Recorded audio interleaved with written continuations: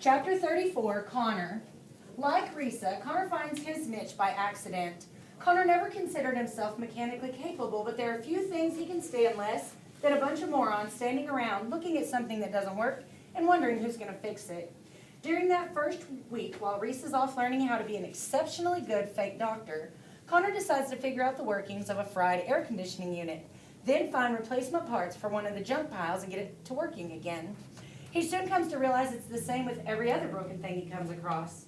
Sure, it begins with trial and error, but the errors become fewer and fewer as the days go by. There are plenty of kids who claim to be mechanics, and they're really good at explaining why things don't work. Connor, on the other hand, actually fixes them. It quickly gets him reassigned from trash duty to the repair crew, and since there are endless things to repair, it keeps his mind off other things, such as how little he gets to see Risa in the Admiral's tightly structured world, and how quickly Roland is advancing through the social ranks of the place. Roland has managed to get himself one of the best assignments in the graveyard. By working the angles and applying plenty of flattery, he's been taken on by as the pilot's assistant. Mostly, he just keeps the helicopter clean and fueled, but the assignment reeks of an apprenticeship. He's teaching me how to fly it, he overhears Roland tell a bunch of kids the other day.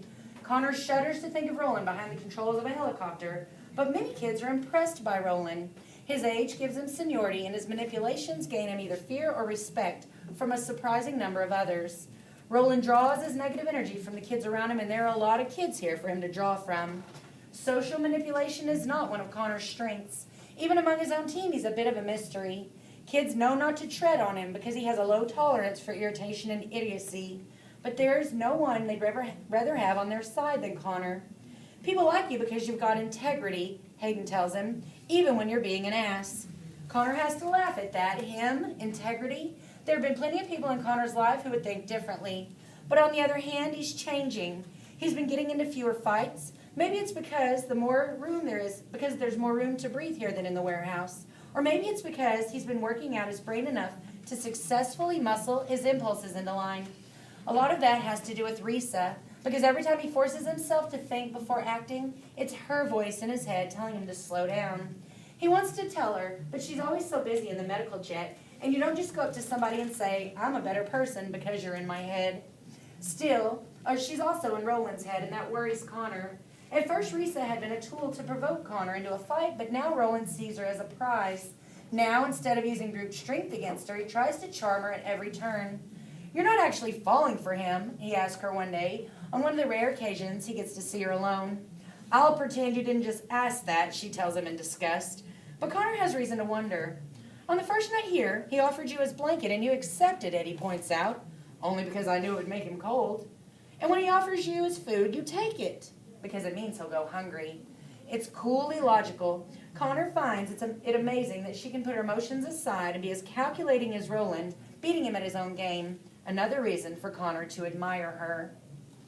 Work call. It happens about once a week beneath the meeting canopy, the only structure in the entire graveyard that isn't part of a plane, and the only place large enough to gather all 423 kids. Work call. A chance to get out into the real world. A chance to have a life, sort of. The Admiral never attends, but there are video feeds from the meeting canopy, just as there are feeds all over the yard so everyone knows he's watching. Whether or not every camera is constantly monitored, no one knows, but the potential for being seen is always there. Connor didn't care for the Admiral the first day he met him. The sight of all those video cameras shortly thereafter made Connor like him even less. It seems each day there's something to add to his general feeling of disgust with the man. Amp leads the word call on his megaphone and clipboard. A man in Oregon needs a team of 5 to clear-cut a few acres of forest, Amp announces. You'll be given room and board and taught to use the tools of the trade. The job should take a few months, and at the end, you're given new identities, 18-year-old identities. Amp doesn't let them know the salary because there is none. The Admiral gets paid, though. He gets paid a purchase price. Any takers? There are always takers. Sure enough, more than a dozen hands go up. 16-year-olds mostly. 17s are too close to 18 to make it worth their while, and the younger kids are too intimidated by the prospect. Report to the Admiral after this meeting. He'll make the final decision who goes. Work call infuriates Connor. He never puts his hand up, even if it's something he might actually want to do. The Admiral's using us, he says to the kids around him. Don't you see that? Most of the kids just shrug.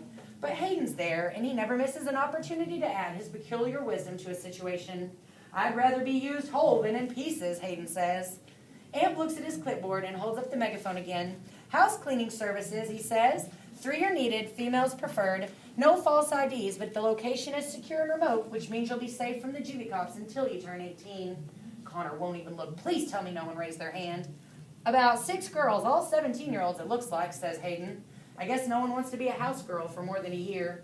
This place isn't a refuge, it's a slave market. Why doesn't anyone see that? Who says they don't see it? It's just that unwinding makes slavery look good. It's always the lesser of the 2 evils. I don't see why there have to be any evils at all. As the meeting breaks up, Connor feels a hand on his shoulder. He thinks it might be a friend, but it's not. It's Roland. It's such a surprise it takes Connor a moment before he reacts. He shakes Roland's hand off. Something you want?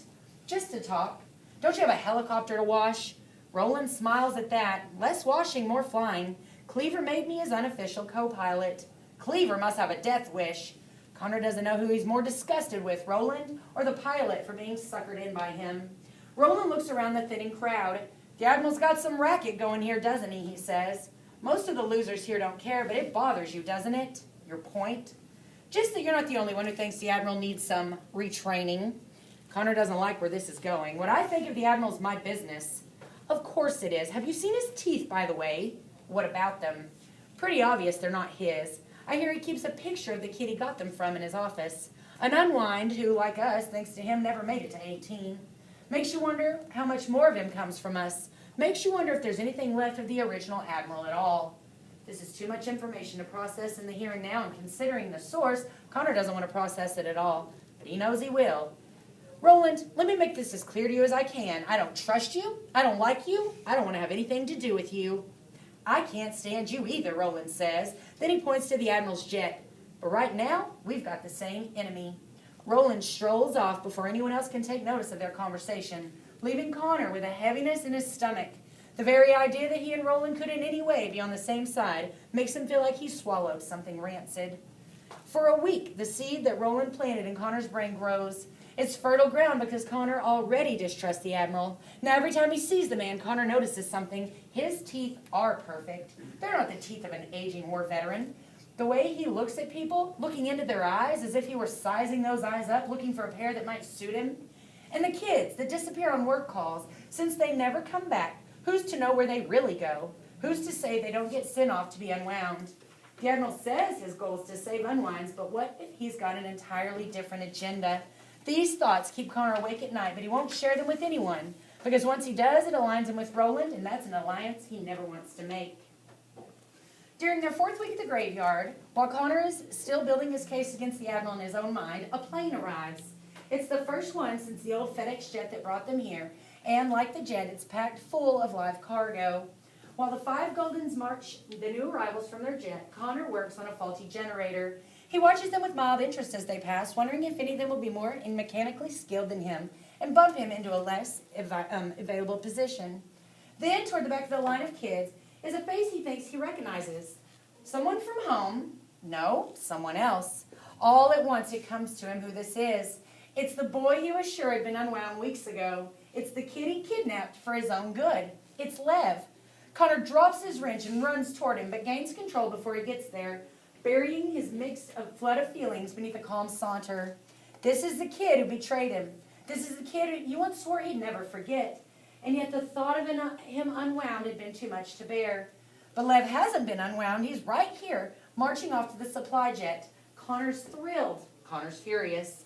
Lev doesn't see him yet, and that's fine, because it gives Connor some time to take in what he sees. This is no longer the clean-cut tie he pulled out of his parents' car more than 2 months before. This kid has long, unkempt hair and a hardened look about him.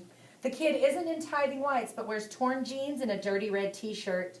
Connor wants to let him pass, just so he can give it time to process this new image, but Lev sees him and gives him a grin right away. This is also different because during the brief time they knew each other, Lev had never been pleased by Connor's presence. Lev steps toward him. "Stay in line," orders Amp. "The supply jet's this way." But Connor waves Amp off. "It's okay. I know this one." Amp reluctantly gives in, makes sure he gets to the supply jet, then he returns to herding the others. "So, how are things?" says Lev. Just like that. How are things? You'd think they were buds back from summer vacation. Connor knows what he has to do. It's the only thing that will ever make things right between him and Lev. Once again, it's instinctive action without time for thought. Instinctive, but not irrational. Impassioned, but not impulsive. Connor's come to know the difference. He hauls off and punches Lev in the eye. Not hard enough to knock him down, but hard enough to snap his head halfway around and give him a nasty shiner. Then before Lev can react, Connor says, "That's for what you did to us." Then, before Lev can respond, he does something else sudden and unexpected. He pulls Lev toward him and hugs him tightly, the way he hugged his own little brother last year when he took first place in the district pentathlon. "I'm really, really glad you're alive, Lev." "Yeah, me too." And then he lets Lev go before it starts to feel awkward. And when he does, he can see Lev's eye already beginning to swell, and an idea occurs to him. "Come on, I'll take you over to the medical jet. I know someone who'll take care of that eye." It isn't until much later that night that Connor gets an inkling of how much Lev has truly changed. Connor is shaken awake sometime during the night. He opens his eyes to see a flashlight shining in his face so close the light hurts. "Hey, what is this?"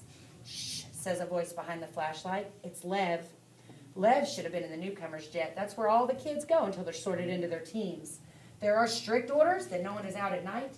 Apparently Lev is no longer a boy bound by rules. "What are you doing here?" Connor says. "Do you know the trouble you could be in?" He still can't see Lev's face behind the flashlight. "You hit me this afternoon," says Lev. "I hit you because I owed that to you." "I know. I deserved it, and so it's okay," says Lev. "But don't you ever hit me again or you'll regret it."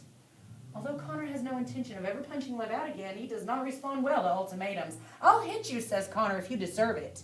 Silence from behind the flashlight. Then Lev says, "Fair enough, but you better make sure that I do." The light goes off and Lev leaves, but Connor can't sleep. Every Unwind has a story you don't want to know. He supposes that Lev now has his.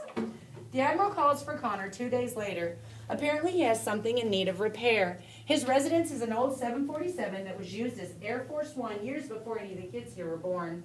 The engines have been removed and the presidential seal painted over, but you can still see a shadow of the emblem beneath the paint.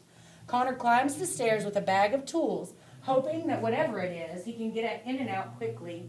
Like everyone else, he has a morbid curiosity about the man, but he wonders what an old presidential jet looks like.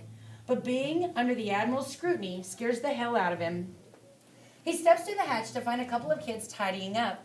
They're younger kids that Connor doesn't know. He thought the Goldens might be here, but they're nowhere to be seen. As for the jet, it's not nearly as luxurious as Connor had expected.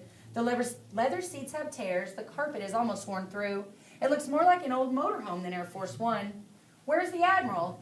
The Admiral steps out from the deeper recesses of the jet. Although Connor's eyes are still adjusting to the light, he can see the Admiral's holding a weapon. "Connor, I'm glad you could make it." Connor winces at the sight of the gun and at the realization that the Admiral knows him by name. "What do you need that for?" Connor asks, pointing at the gun. "Just cleaning it," says the Admiral. Connor wonders why he would still have a clip in a gun he was cleaning, but decides it's better not to ask. The Admiral puts the gun into a drawer and locks it, then sends the two kids off and seals the hatch behind them. This is exactly the kind of situation Connor feared most, and he can feel a rush of adrenaline beginning to tingle in his fingers and toes. His awareness becomes heightened. "You need me to fix something, sir?" "Yes, I do, my coffee maker." "Why don't you just take one from the other planes?" "Because," says the Admiral calmly, "I prefer to have this one repaired." He leads Connor through the jet, which seems even larger on the inside than out, filled with cabins, conference room, and studies. "You know, your name comes up often," the Admiral says.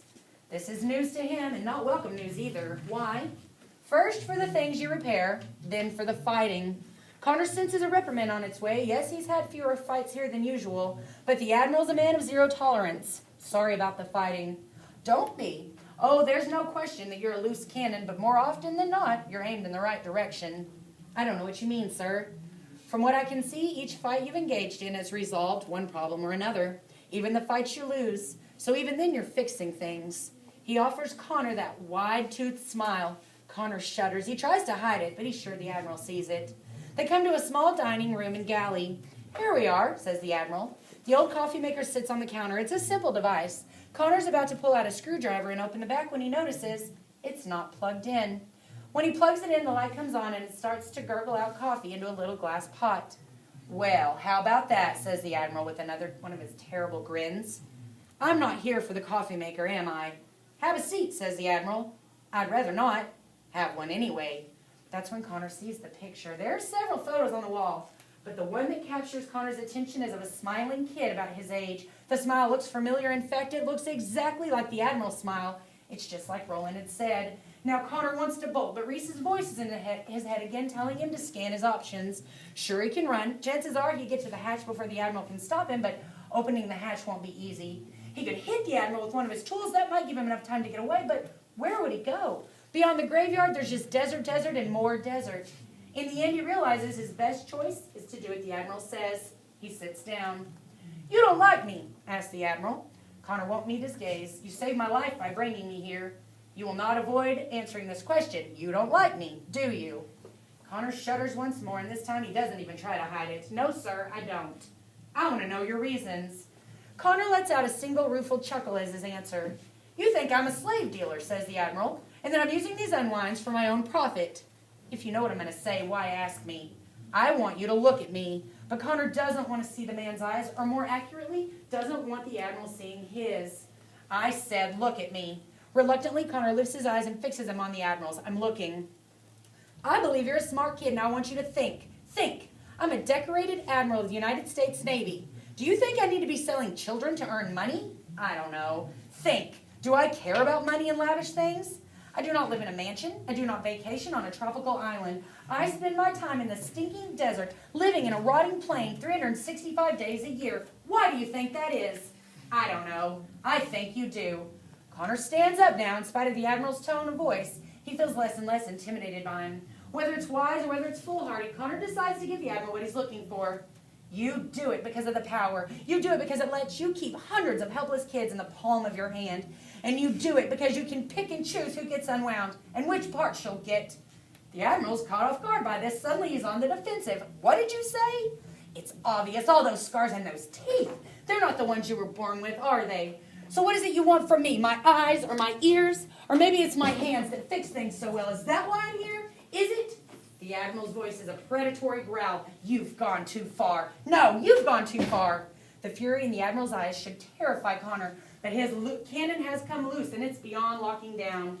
"We come to you in desperation, and what you do to us is obscene." "So I'm a monster then?" "Yes." "And my teeth are proof?" "Yes." "Then you can have them." Then the Admiral does something beyond imagining. He reaches into his mouth, grabs onto his own jaw, and rips the teeth out of his mouth, his eyes blazing at Connor as he hurls the hard pink clump of his hand down on the table where it clatters into two horrible pieces. Connor screams in shock. It's all there. 2 rows of teeth, 2 sets of pink gums, but there's no blood. Why is there no blood? There's no blood in the Admiral's mouth either. His face seems to have collapsed onto itself. His mouth is just a floppy, puckered hole. Connor doesn't know which is worse, the Admiral's face or the bloodless teeth. "They're called dentures," the Admiral says. "They used to be common in the days before unwinding, but who wants fake teeth when for half the price you can get real ones straight from a healthy unwind? I had to get these made in Thailand. No one does it here anymore." "I don't understand." Connor looks at the teeth and jerks his head almost involuntarily toward the picture of the smiling boy. The Admiral follows his gaze. "That," says the Admiral, "was my son. His teeth looked very much like my own at that age, so we designed my dentures using his dental records." It's a relief to hear an explanation other than the one Roland gave. "I'm sorry." The Admiral neither accepts or rejects Connor's apology. "The money I get for placing unwinds into service positions is used to feed the ones who remain and to pay for the safe houses and warehouses that get runaway unwinds off the street. It pays for the aircraft that get them here, and it pays anyone who needs bribery to look the other way. After that, the money that remains goes into the pockets of each unwind on the day they turn 18 and are sent out into this unforgiving world. So you see, I may still be, by your definition of the word, a slave dealer, but I'm not quite the monster you think I am." Connor looks at the dentures that still sit there glistening on the table. He thinks to grab them and hand them back to the Admiral as a peace offering, but decides the prospect is simply too disgusting. He lets the Admiral do it himself. "Do you believe the things I've told you today?" the Admiral asks. Connor considers it, but finds his compass is out of whack. Truth and rumors, facts and lies, all spinning in his head so wildly he still can't say what's what. "I think so," says Connor. "No, so," says the Admiral. "Because you will see things today more awful than an old man's false teeth. I need to know that my trust in you is not misplaced." Half a mile away, in aisle 14, space 32, sits the FedEx jet that has not moved since it towed them here more than a month ago. The Admiral has Connor drive him to the jet in his golf cart, but not before retrieving a pistol from his cabinet as a precaution. Beneath the starboard wing of the FedEx jet are 5 mounds of dirt, marked by crude headstones. These are the 5 who suffocated in transit. Their presence here makes this truly a graveyard. The hatch is open, and once they've stopped, the Admiral says, climb inside and find crate number 2933. Then come out again and we'll talk. You're not coming? I've already been. The Admiral hands him a flashlight. You'll need this.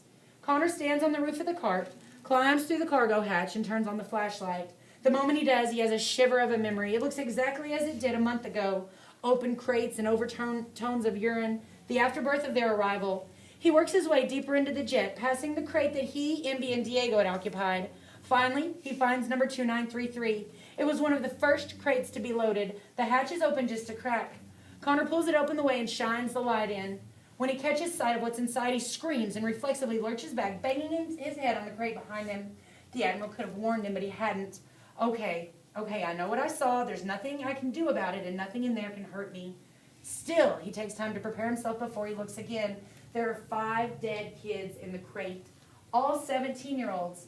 There's Amp and Jeeves. Beside them are Kevin, Melinda, and Raul, the 3 kids who gave out jobs on the first day there. All 5 Goldens. There are no signs of blood, no wounds. They could all be asleep, except for the fact that Amp's eyes are open and staring at nothing.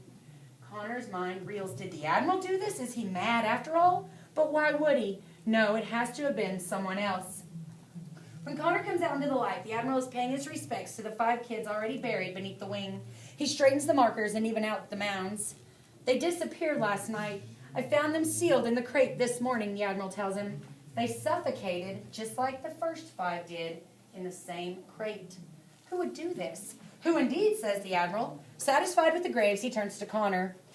Whoever it is took out the 5 most powerful kids, which means whoever did this wants to systematically dismantle the power structure here so that they can rise to the top of it more quickly. There's only one Unwind Connor knows of who may be quite capable of this, but even so, he has a hard time believing Roland would do something this horrible. I was meant to discover them, the Admiral says. They left my golf cart here this morning so that I would. Make no mistake about it, Connor. This is an act of war. They have made a surgical strike. These were my eyes and ears among the kids here, and now I have none. The Admiral takes a moment to look in the dark hole of the hold. Tonight, you and I will come back here to bury them. Connor swallows hard at the prospect. He wonders who he pissed off in heaven to get singled out to be the Admiral's new lieutenant. We'll bury them far away, says the Admiral, and we will tell no one they're dead. Because if word gets out, the culprits will have their first victory. If someone does start talking, and they will, we'll track the rumors down to the guilty party. And then what, Connor asked. And then justice will be served. Until then, this must be our secret. As Connor chauffeurs him back to the plane, the Admiral makes his business clear with Connor. I need a new set of eyes and ears. Someone to help me stay abreast of the state of things among the Unwinds. And someone to ferret out the wolf in the herd. I'm asking you to do this for me. So you want me to be a spy? Whose side are you on my side or the side of whoever did this? Connor now knows why the Admiral brought him here and forced him to see this for himself. It's one thing to be told and another entirely to discover the bodies. It makes it brutally clear to Connor where his allegiance must lie. Why me? Connor has to ask. The Admiral gives his white dentured smile. Because you, my friend, are the lesser of all evils. The next morning, the Admiral makes an announcement that the Goldens were sent off to organize new safe houses. Connor watches Roland for a reaction, perhaps a grin or a glance at one of his buddies, but there's nothing. Roland gives no telltale sign that he knows what really happened to them. In fact, throughout the morning announcements, he seems disinterested and distracted, like he can't wait to get on with his day. There's a good reason for that. Roland's apprenticeship with Cleaver, the helicopter pilot, has been paying off. Over the past weeks, Roland's learned to fly the helicopter like a pro, and when Cleaver isn't around, he offers free rides to those kids he feels deserves it. He says Cleaver doesn't care, but more likely he just doesn't know. Connor had assumed that Roland would offer rides to his own inner circle of kids, but that's not the case. Roland rewards work well done, even by kids he doesn't know. He rewards loyalty to one's team. He lets other kids vote on who should get a chance to do a flyby of the yard in the helicopter. In short, Roland acts as if he's the one in charge, and not the Admiral. When the Admiral's present, he feigns obedience, but when the others are gathered around him, and there are always others gathered around Roland, he takes every opportunity to cut the man down. The Admiral's out of touch, he would say. He doesn't know what it's like to be one of us. He can't possibly understand who we are and what we need. In all the groups of kids he's already won over, he whispers his theories about the Admiral's teeth and his scars and his diabolical plans for all of them. He spreads fear and distrust, using it to unite as many kids as he can. Connor has to bite his lip to keep himself quiet when he hears Roland mouth off, Because if he speaks out in defense of the admiral, then Roland will know which side of the line he's on. There's a recreation jet in the graveyard near the meeting tent. Inside there are TVs and electronics, and under its wings are pool tables, a pinball machine, and reasonably comfortable furniture. Connor proposed setting up a water mister so that the area beneath the wings will stay a little bit cooler during the heat of the day. But even more importantly, Connor figures the project will allow him to be a fly on the wall, hearing conversations, cataloging clicks, and performing general espionage. The problem is, Connor is never a fly on the wall. Instead, his work becomes the center of attention. Kids offer to help him like he's Tom Sawyer painting a fence. They all keep seeing him as a leader when all he wants is to be ignored. He's glad he never told them that he's the so-called Akron AWOL. According to the rumors, the Akron AWOL took on an entire legion of juvie cops, outsmarted a National Guard, and liberated half a dozen kids at a harvest camp. He has enough attention from other kids without having to contend with that kind of reputation. While Connor works to install the mister line, Roland keeps an eye on him from the pool table. He finally puts down his cue and comes over. "You're just a busy little worker bee, ain't ya?" Roland says, loud enough for all the kids around to hear. Connor's up on a stepladder attaching the mist piping to the underside of the wing. It allows him the satisfaction of carrying out this conversation while looking down at Roland. "I'm just trying to make life a little easier," Connor says.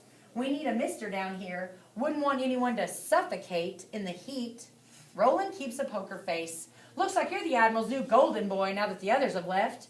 He looks around to make sure he has everyone's attention. "I've seen you go up to his jet." "He needs things fixed and I fix them," Connor says. "That's all."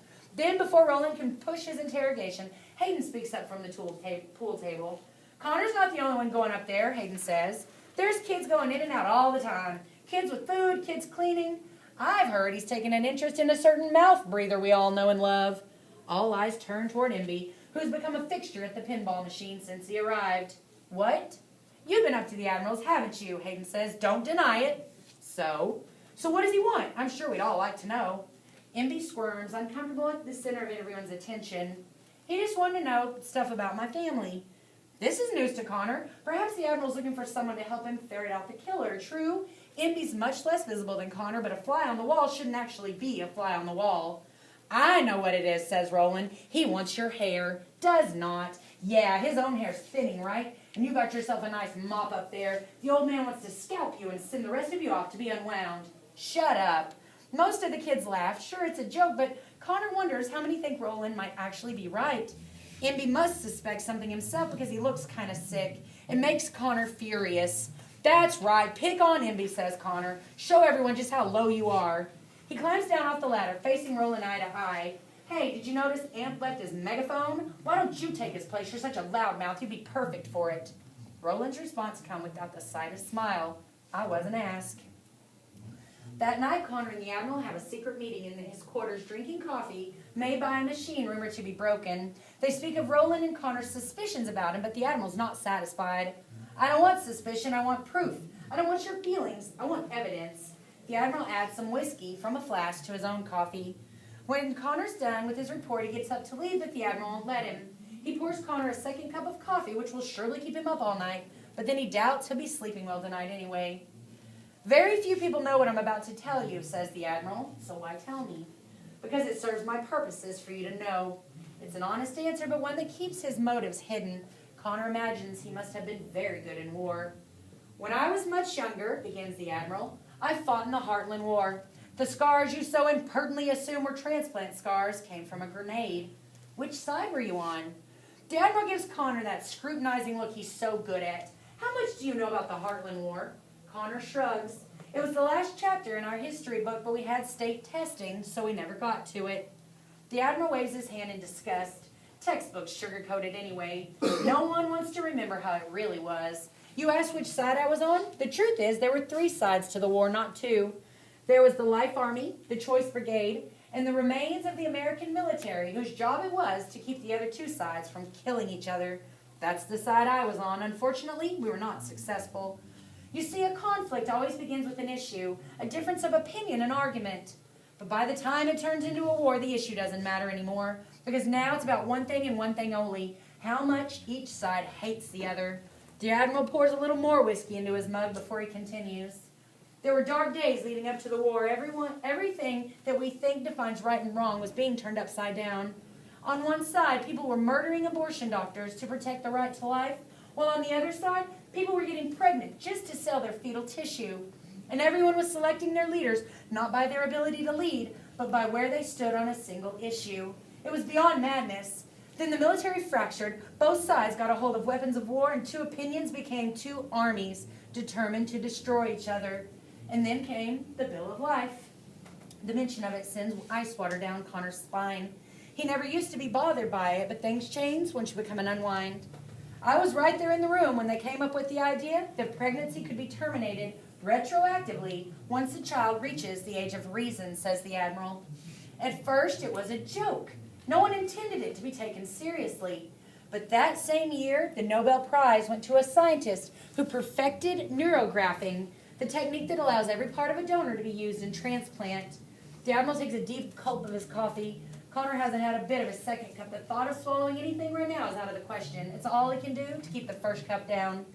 With the war getting worse, says the Admiral, we brokered a peace by bringing both sides to the table. Then we proposed the idea of unwinding, which would terminate unwanteds without actually ending their lives.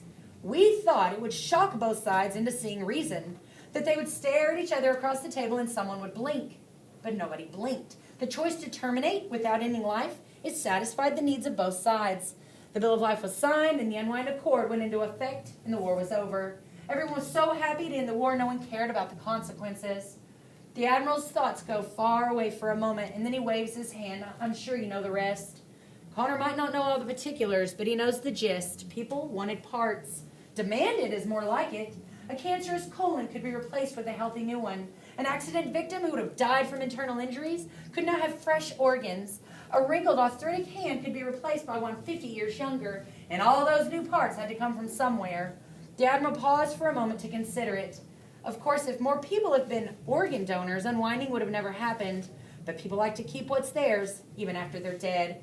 It didn't take long for ethics to be crushed by greed. Unwinding became big business, and people let it happen.